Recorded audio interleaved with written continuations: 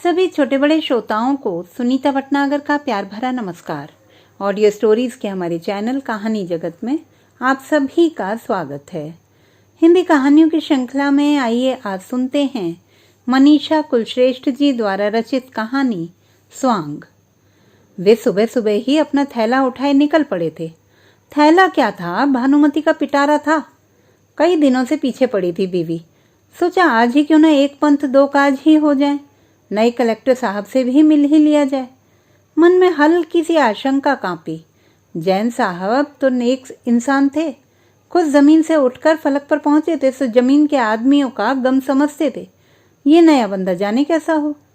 उनका मोहल्ला जहां खत्म होता था वहां से मुख्य चौराहे तक पहुंचने के लिए 2-2.5 किलोमीटर पैदल चलना होता है। फिर कहीं जाकर एक बड़े बरगद के नीचे से बड़े सुअरनुमा टेम्पो मिलते हैं जो सीधे कलेक्ट्री पर उतारते हैं। बड़े मियाँ बहुत दिनों बाद अपने घर से निकले थे, तो बादलों के जमकर बरसने के बाद निकली सूरज की साफ रोशनी आंखों को अंधा किए दे रही थी। उनके सघन बसे मोहल्ले में सूरज की रोशनी यूं भी खुले दिल से कहाँ पहुंचती है। रिक्शे लायक पैसे नहीं थे, चौराहे तक पैदल चलना मजबूरी थी। कलेक्ट्री पहुंचते ही वे जैन साहब के पुराने पीए से मिले और देर तक उनसे नए कलेक्टर से मिलवा देने का इसरार करते रहे। हमारे सुनने में आया है कि बुजुर्ग अवार्ड मिले कलाकारों को बीमारी हारी में सरकारी सहायता मिलती है। मेरी जानकारी में तो नहीं आई ये बात। एक सच्ची बात बताऊं खां साहब, ये जो कलेक्टर साहब है ना, वो लोक कला वाला की बात नहीं समझते। जवान हैं, तरक्की पसंद हैं। उन्हें लगता है सरकार से भत्ता पाते आए पुराने कलाकार सरकार के लिए सफेद हाथी हैं। फिर भी आप जिद पे अड़े ही हैं तो मिलवा देता हूँ। आज तीज के कारण कलेक्ट्री में उतनी भीड़ भी नहीं है। देखिए आपका काम बन जाए तो मुझे भी सवाब मिल जाएगा। आइए पर्ची बनवा दूँ। खुदा तुम्हें महफूज रखे। भीड़ कम होने पर भी उन्हें 1 घंटा कलेक्टर साहब के दफ्तर के बाहर पड़ी प्लास्टिक की 3 जुड़ी हुई लाल कुर्सियों पर 5 और आदमियों के साथ सटकर बैठना पड़ा था। वे कमर में उठती टीस के कारण पहलू बदलते रहे। किसी तरह उन्हें बुलवाया गया। दफ्तर की सज्जा एकदम बदली हुई थी, एकदम नई। पुराना पीए ठीक ही कहता था, जवान लौंडा सा है यह तो। क्या ये सुनेगा उनकी बात? बैठिए चपरासी, इनका ये थैला बाहर ही रखो। चपरासी थैला लेकर चलने लगा। भाई संभाल कर रखना, नाजुक चीजें हैं। जल्दी बताओ समस्या क्या है। वह कंप्यूटर पर नजर जमाए जमाए बोला। वे अटक अटक कर अपनी समस्या बताते रहे। वह कंप्यूटर में लगा रहा। उन्हें लगा कि वह उन्हें सुन भी रहा है कि नहीं। वे खामोश हो गए तो वह उनसे मुखातिब हुआ। देखिए गफ्फार खान साहब, यही नाम है ना आपका? उसने चिट पर नजर डाली। आपके 3 महीने की रुकी पेंशन तो मिल जाएगी, मगर इलाज का पैसा या आर्थिक सहायता जैसा कोई प्रावधान हमारे जिले में अब तक तो नहीं आया है। ना ही बजट में इतनी गुंजाइश है। क्या आपको पता है इस जिले में आप जैसे बूढ़े पेंशन याफ्ता करीब 3000 कलाकार होंगे जो राजमहल के गुणीजन खाने की शरण से निकलकर हमारी गरीब सरकार की झोली में आ गिरे हैं। ऐसे ऐसे कलाकार जिनकी बूढ़ी मरती हुई कलाओं का कोई नाम लेवा तक नहीं है, जिनके बच्चों तक ने उनकी कला को बेकार समझ के छोड़ रखा है। आज के तरक्की पसंद युग में कला के क्या मायने, वह भी राजा महाराजाओं के जमाने की कला है। आप ही कहें, आपके बच्चों में से कौन आपकी विरासत को आगे बढ़ा रहा है? ना सही बच्चा है आपकी कला का कोई नाम लेवा, कोई चेला? मुंह उतर गया था गफ्फार खां का। थूक गले में गटकते हुए बोले, ठीक कहते हैं साहब, कोई नहीं है हमारी कला का नाम लेवा। ना कोई बच्चा, ना चेला। वो जानते हैं अहमक थे, उनके बुजुर्ग कला के लिए गलते रहे ताउम्र। उनकी नज़र में हमारी ये कला गले पड़ी अधेड़ रखेल है। फिर भी आप कुछ दिलवा सकें हमारे इलाज के लिए सरकार से तो मेहरबानी।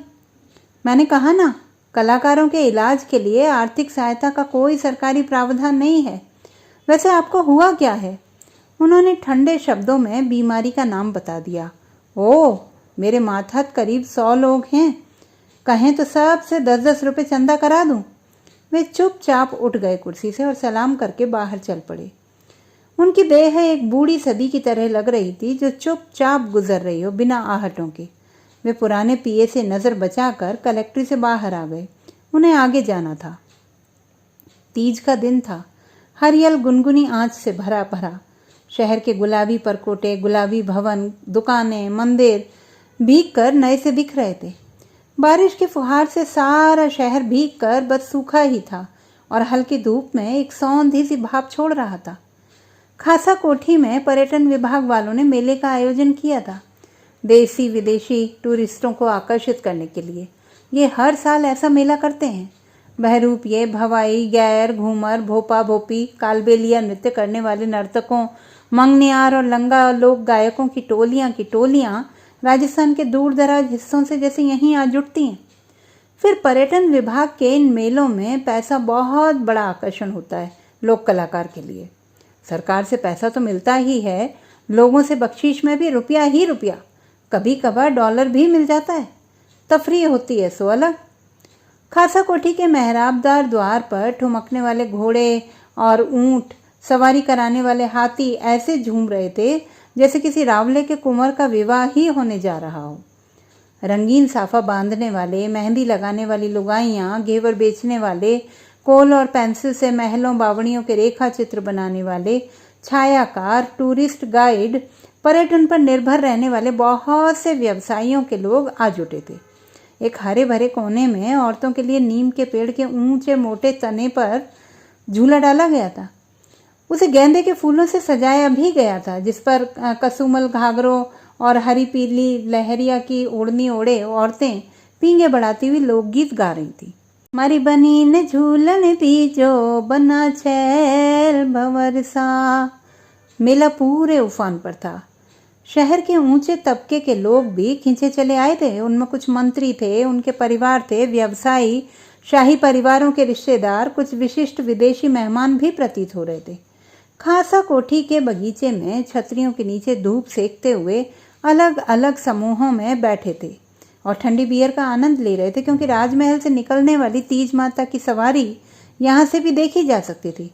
मगर वे मेले की चहल पहल से दूर खासा कोठी के लॉन में बैठे थे, लोक कलाकारों और मध्यम वर्गीय मेला दर्शकों से कुछ हटकर, यह जताते हुए जैसे कि वह मेला मध्यम वर्गीय लोगों और देसी विदेशी सैलानियों के लिए है। उन्हें यह सब देखना होता है तो वे व्यक्तिगत तौर पर अपनी हवेलियों या बंगलों में लोक कलाकारों को बुलवाकर आयोजित करवा लेते हैं। खासा कोठी के कर्मचारी अतिरिक्त सौजन्यता से उनकी आवभगत में लगे हुए थे। एकाएक इन संभ्रांत लोगों के एक समूह के बीच से शोर उठा, अरे हट यहाँ से, नहीं चाहिए ये सब, उठती है कि। अचानक रंग में भंग डालने को उनके बीचों बीच एक मोटी गाड़िया लोहारन अपने पीले दांत दिखाती हुई चिमटे, दराती, खुरपी बेचने चली आई थी।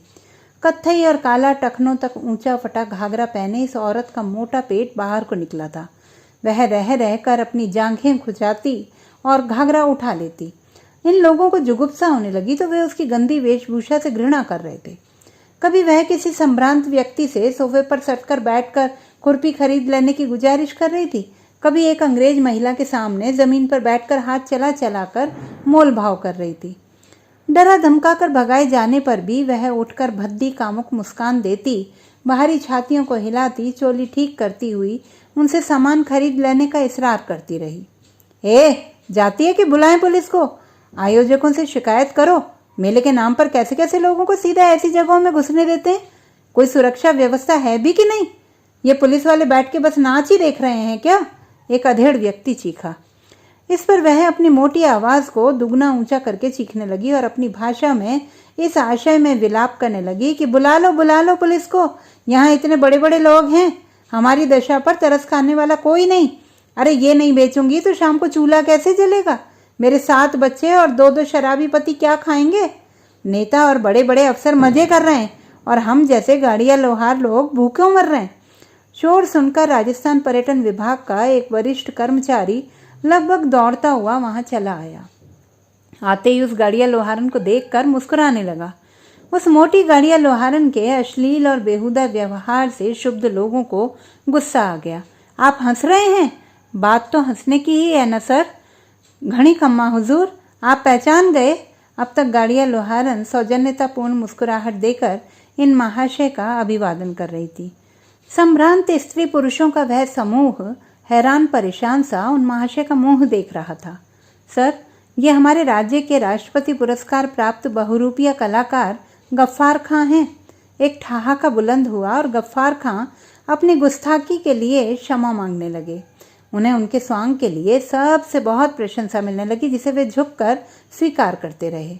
आज बहरूपिया कला लगभग विलुप्त प्राय है। उत्तर भारत के अधिकांश राज्यों में यह कला कभी समाज का अहम हिस्सा हुआ करती थी।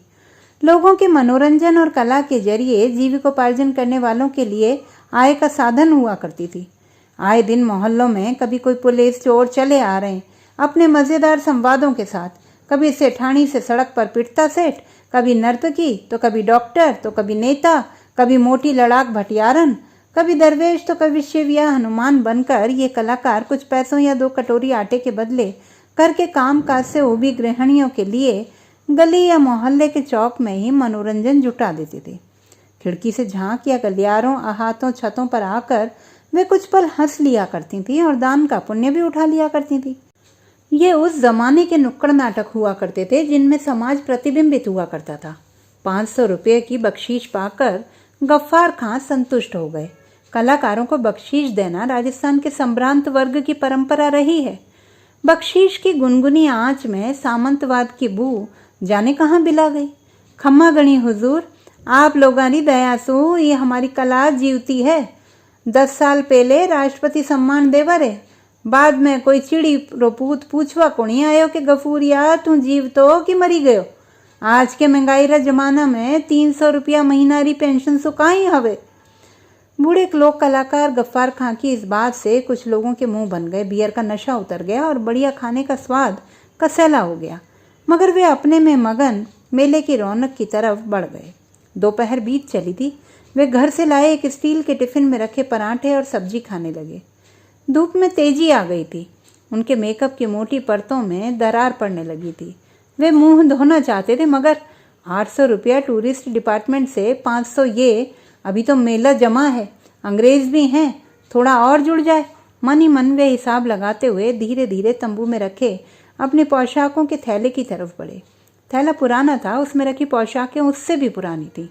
कुछ तो अब जिस्म पर अटती ही नहीं। उन्होंने तंबू में लगी ओट के पीछे जाकर कपड़े बदले, मेकअप बदला, सब कुछ महज 5 मिनट में। अब कि वे एक अधेड़ महिला कांस्टेबल बनकर डंडा घुमाते हुए कुछ कॉलेज के युवाओं के झुंड की तरफ बढ़े। ए इधर, लड़की वड़की छेड़ने का नहीं समझे, मैं कमला कांस्टेबल, लड़की छेड़ी तो अंदर। उन्होंने अभी स्वांग की भूमिका रची ही थी कि तेज रफ्तार गाने का शोर उठा। सारे युवा उधर को खींच गए। जरा से लोग खासा कोठी के चौक में खड़े उकताए से उनका स्वांग देखते रहे। फिर वे भी इधर उधर हो गए। वे अकेले ठिठके से खड़े रह गए, फिर उधर ही बढ़ गए जहां भीड़ थी।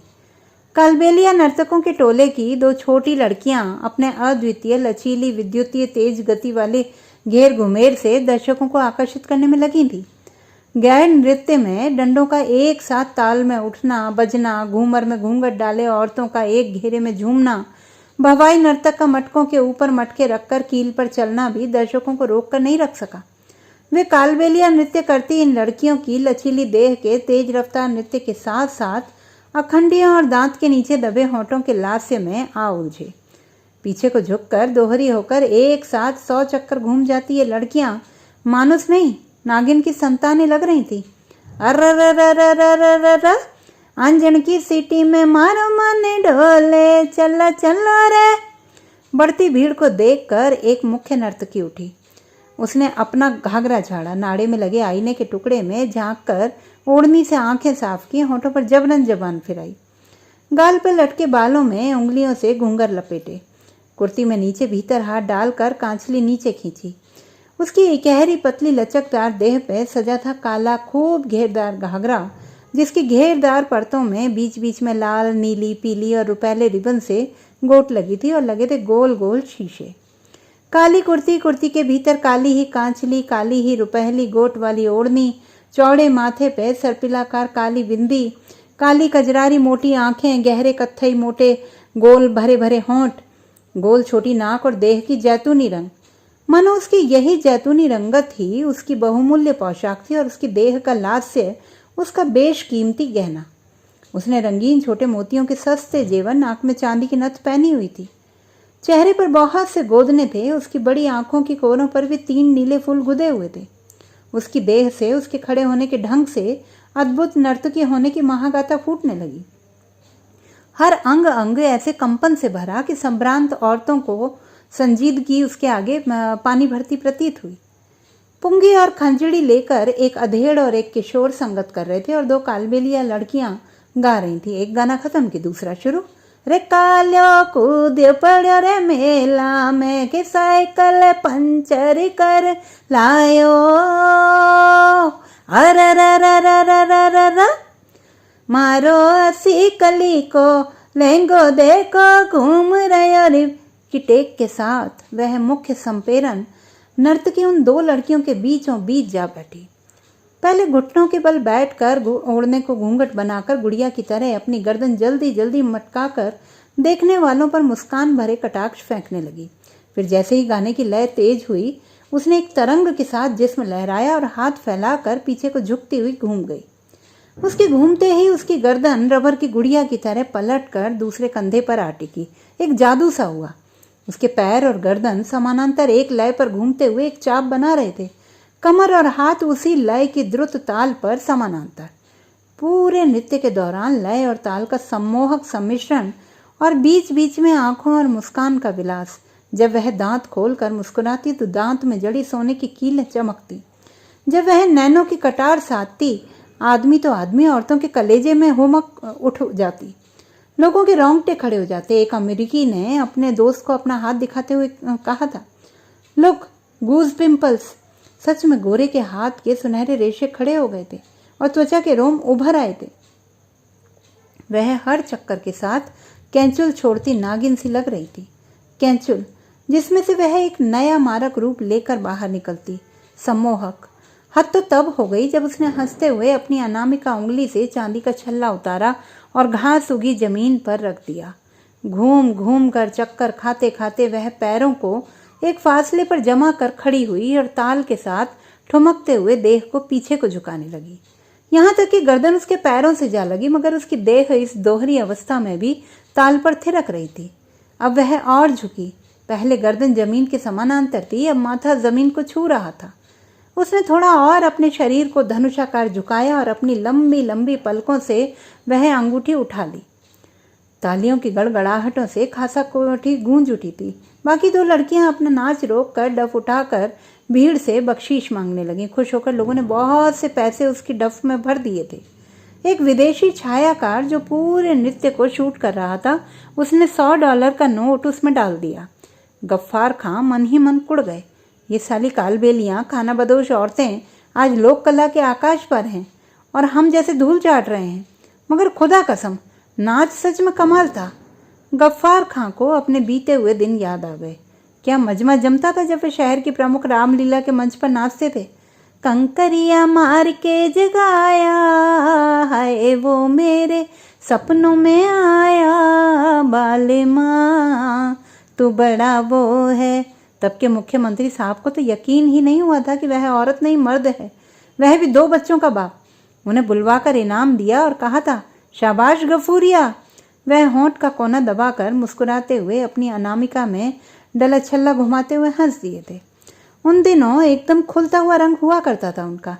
उस पर मेकअप की वो बारीकियां उनके उस्ताद उन्हें सिखा गए थे।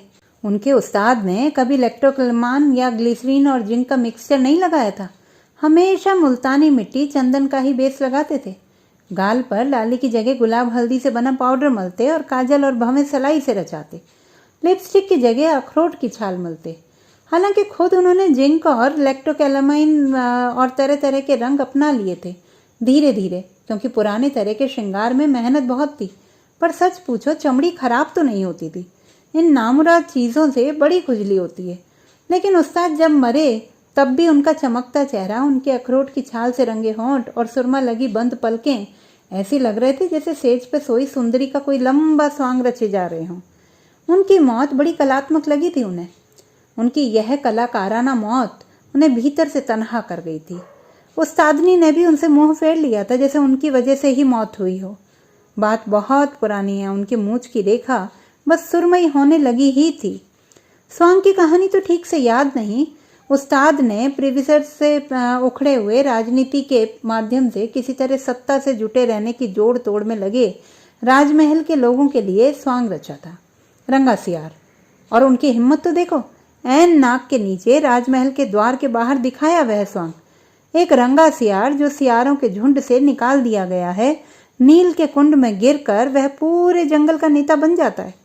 जाने कैसे कब वह स्वांग राजमहल के मर्म में जा बिंधा कि दीवान जी ने बुलवा भेजा उन्हें नजराना देने के लिए। एक दरबान उन्हें जाने कहाँ भीतर को लिवा ले गया। वे राजमहल के बारले गेट की खिड़की के पास इंतजार करते रहे। दोपहर बीती, शाम बीती, रात ढलने लगी, तब एक मांस का लोथ उसी गेट की खिड़की से टपका। लद उसने ठंडी होती उस देह को पलटा तो देखा उस्ताद। नीले रंग के मेकअप की वजह से देह की नीलें तो दिखी नहीं, पर सफेद खादी के कुर्ते पर छलछलाते खून ने सारी दास्तां कह दी। सांस उखड़ रही थी। वह उन्हें उठाने लगा तो महल के परकोटों से सफेद गांधी टोपी कटी पतंग की नाई उड़ती हुई जमीन पर आ गिरी। उसने उन्हें वहीं छोड़ दिया। वह उन्हें खंडहर हो चुकी ग्वाड़ी तक लाया था। वह ग्वाड़ी राजमहल के गुणीजन खाने से भत्ता पाते लोक कलाकारों को रहने के लिए ही मिली थी। उस ग्वाड़ी में करीब 50 घर रहे होंगे, मगर सबको सांप सूंघ गया राजमहल की इस बेरुखी पर। सब ने अपनी दीमक खाई लकड़ी के गोखड़े बंद कर लिए। उसने उस्तादनी की बाहों में थमा दी अपने उस्ताद की छरहरी लचीली देह। 3 दिन तक उन दोनों ने जी जान एक करके सेवा की। ग्वाड़ी का वैद्य बहुत बुलावे भेजने के बाद भी नहीं झांका। उस्ताद की मूर्छा नहीं टूटी तो नहीं ही टूटी। उस्ताद जी की चलती उखड़ती सांसों के बीच उस्तादनी और उसकी खामोशी एक चादर की तरह फैली थी। तीसरी रात खामोशी और खला का जादू टूट गया। उस्ताद मुस्कुराए, आंखें मूंदे मूंदे। अखरोट की छाल से रंगे होंठों में से प्राण मुस्कान बनकर रेजा रेजा कपास के फाहों की तरह उड़कर कस कर बंद किए गए गवाक्षों की दरारों से बाहर को तैरने लगे। उनके बदले एक मलिन स्यापा करती हुई चांदनी भीतर को तैर आई थी, एक स्वांगीली सी मौत। वाह उस्ताद वाह। चुपचाप उस्तादनी ने अपना सजीला सुहागन वेश बदल लिया, सफेद स्यापा करती चांदनी का बेस धर लिया। आधी ही रात उसकी बाह पकड़ के ठंडी आवाज में कहा था, अब तू मेरा बेटा नहीं, ना मैं तेरी माँ, लौट जा जहां से आया था। आह गफूरिया। हाँ, उन दिनों उन्हें सारा शहर इसी नाम से तो जानता था। तब शहर का फैलाव इतना थोड़ी ही था। गुलाबी शहर गुलाबी परकोटों के भीतर ही भीतर बसता था। उनके रचे गए स्वांगों पर भीड़ जमा हो जाती थी। वह हंसाते थे और लोग हंसते थे। गनगौर की सवारी में वह कभी शिव का रूप धरकर लुगाइयों में घुस जाते तो कभी मोटी सेठानी बनकर सर पे चरी उठाकर मटक मटक कर चलते। कोई जनी बुरा नहीं मानती थी। महिलाओं के लिए वह बहुत मजेदार विषय थे। कभी कपड़ों की दुकान पर स्लैक्स कुर्ता पहने, कभी पार्क में अम्ब्रेला घेर की मैक्सी पहनकर वे बैठे हुए मिल जाते। लड़कियों में चर्चा रहती, गफूरिया अपनी शॉपिंग बॉम्बे जाकर करता है। शहर के नामी वकील शौकत साहब के घर शादी हो कि नगर सेठ अंबालाल जी सर्राफ के घर कुंवर के जन्म का समारोह, गफूरिया के बन्ना बन्नी और जच्चा बच्चा गीतों के बिना रौनक ही नहीं जमती थी। कुछ बुलावे राजमहल के भी आते थे, मगर वे टाल जाते। सलाम वकीलनी साहिब।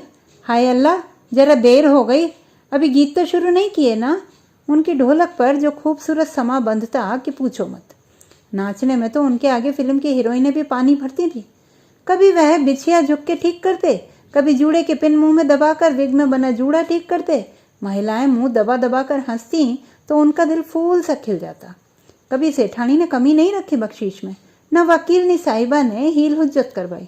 जो मिला वह सलीके से ले लिया। औरतें हंस के पूछती, गफूरिया इतनी शानदार पोशाक कहाँ से बनवाई? वे फिरोजी कामदार शरारे और जालीदार दबके की झीनी चुनरी लहराते हुए कहते, भाई साहब, बॉम्बे में एक फिल्म कंपनी में मेरा भाई ड्रेस वाला है। वही नए काट के कपड़े बनवा के भेजता है मेरे लिए। एकदम ऐसी ड्रेस तो साधना ने पहनी थी ना एक फिल्म में, क्या नाम था? एक बार बड़ा धर्म संकट खड़ा हो गया था। उस बार शहर में कमला सर्कस आया था। जनाना अलग सीटों पर, मर्द अलग सीटों पर। बाप रे बाप, ऊंचे ऊंचे बांस पर गोलाई में टिके लकड़ी के बेंच थे ताकि सबको हर तरफ से सर्कस पूरा नजर आए। बहुत नाम सुना था, सोचा पहले खुद देख लें, फिर घर वालों को ले जाएंगे। वह ममेरे भाई से मंगवाई जब जब फूल खिले की नंदा वाली पोशाक में थे, बेल बॉटम और टॉप, और बालों के विग में एक फूल। इटलाकर चलते हुए वे कॉलेज की लड़कियों के बगल में जा बैठे। लड़कियां चीखने लगी तो पुलिस वाले आ गए। गफूरिया, कहीं और जाके बैठ। तो वे हैरत से बोले, वही दरोगा जी, तो क्या मुँह मर्दों में जा बैठूं? लड़कियां खिलखिला के हंस पड़ी, मगर उन्हें उठकर मर्दों में जाना ही पड़ा। वहाँ अलग दुर्गत हुई, बीच में ही मर्दों को गरियाते हुए उठना पड़ा। आह, तब की बात ही अलग थी। उन गालियों का कौन बुरा मानता था? गफूरिया स्टार था शहर का। गफूरिये के बिना हर समारोह सुना। आज कहाँ वह इज्जत और पहचान? शहर के बड़े बूढ़े तक उन्हें भूलने लगे। वो तो सरकारी रजिस्ट्रों में आज भी उनका ए ग्रेड कलाकारों की जमात में नाम दर्ज है। सो सरकारी आयोजनों का बुलावा कभी कभी आ जाता है, नहीं तो कभी नहीं आता। राष्ट्रपति का प्रशंसा पत्र आज भी उनके घर की बैठक की सामने वाली दीवार पर मैं फोटो मड़ा हुआ लगा है।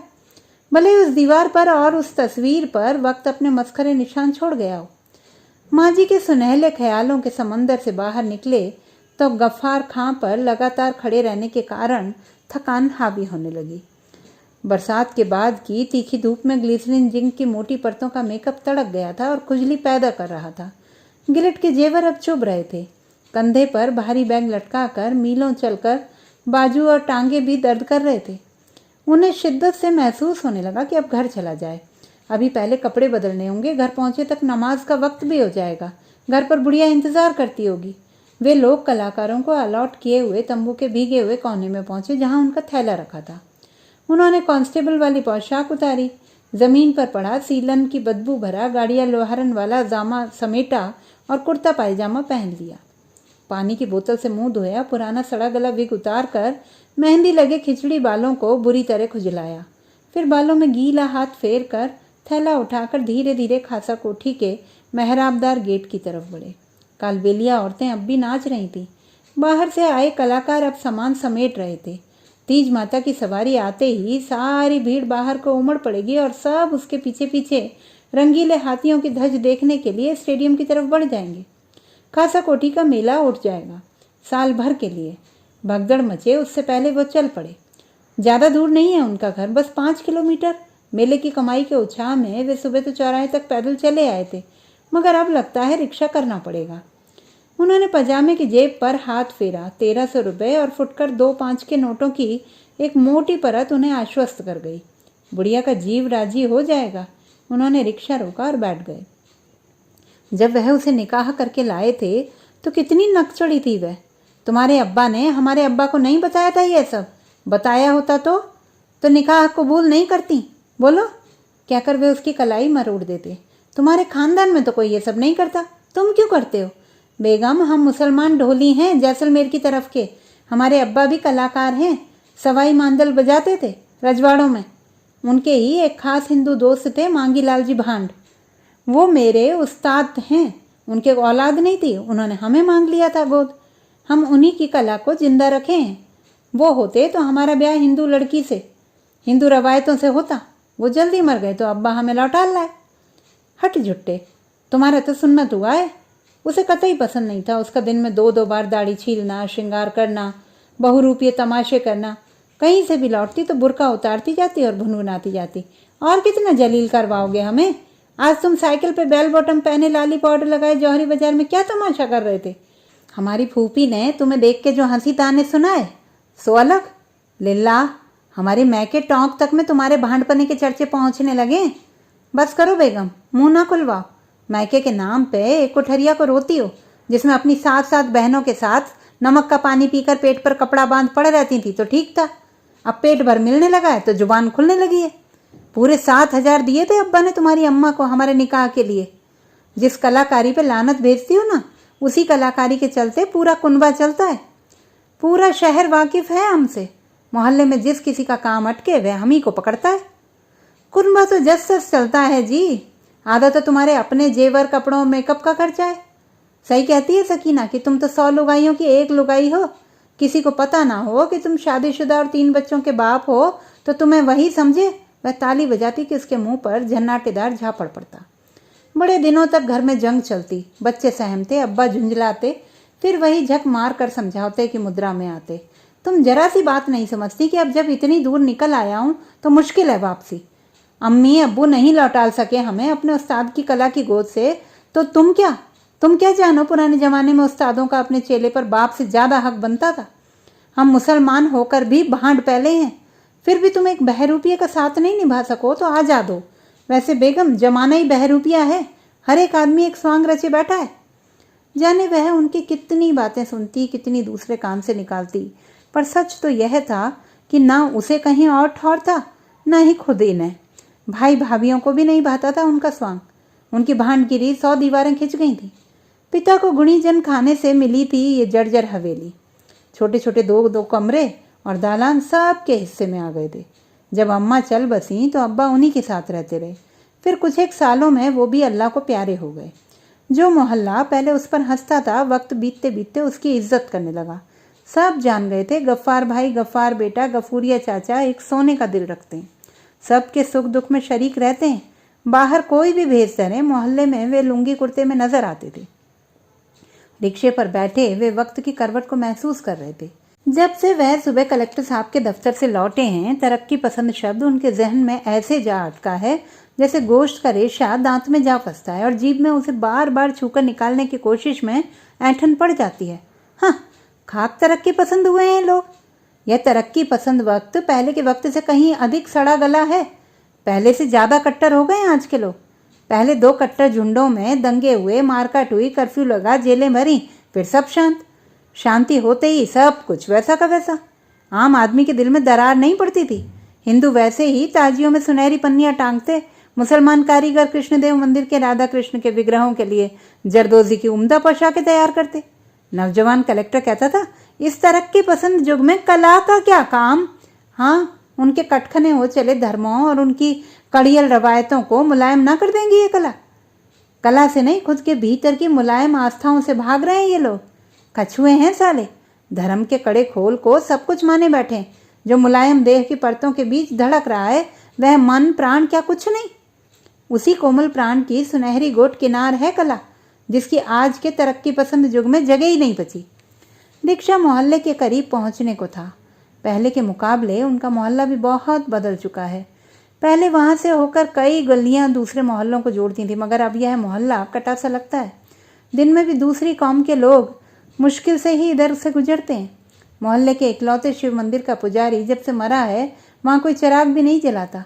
वे चुपचाप हर शाम अपनी नमाज के बाद मंदिर की देहरी पर उगे पीपल के नीचे चिराग जला आते हैं। बरसों से यह नियम जारी है। मोहल्ले के लौंडे 1000 बार धमका चुके हैं, पर उनका यह नियम नहीं टूटता। बस एक जरा सी गलतफहमी 10 बरस पहले हुआ एक कौमी झगड़ा इतनी बड़ी दरार छोड़ गया है। वाइज वह कभी नहीं थे, न हो सकते।